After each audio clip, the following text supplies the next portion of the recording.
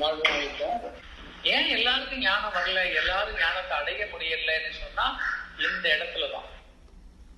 அவங்க ஞானத்தை தேடுறதுக்காக லைப்ரரியில போய் நிறைய படிக்கிறாங்க, நிறைய மாஸ்டர்ஸ் போய் பாடம் கத்துக்கிறாங்க, நிறைய சொற்பொழிவு விடலுக்கெல்லாம் போறாங்க, உபதேசம் கேட்கிறாங்க.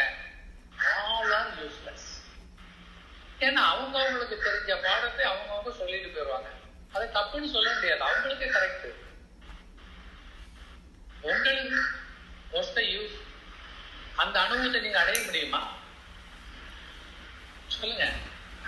அப்ப எது உண்மை? உங்க எக்ஸ்பீரியன்ஸ் இல்லையா, உங்கள் அனுபவம், நீங்கள் ஏற்றுக்கொண்டது, அதுதான் உங்களுக்கு. அப்படிங்கும் போது ஞானம் எங்கே இருக்கிறது?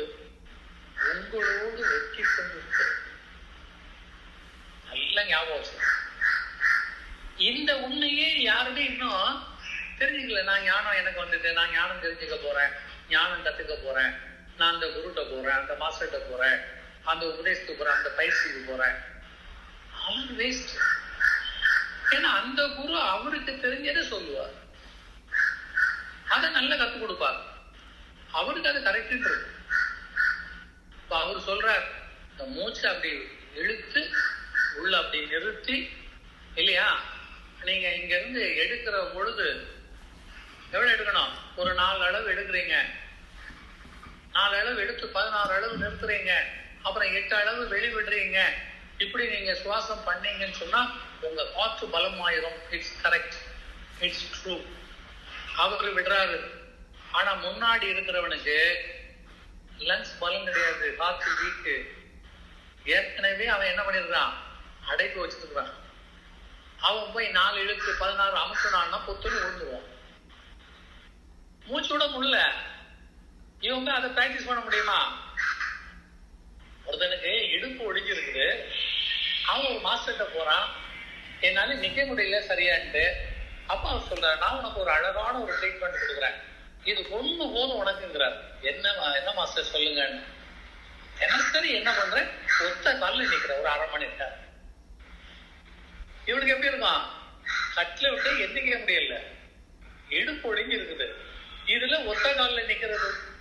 அவன் சொல்ற வேற எந்த எக்ஸசைஸும் வேண்டாம், எந்த மருந்தும் வேண்டாம், ஒத்த காலில் நின்னா பாடிக்கு அவ்வளவு ஸ்டெமினா.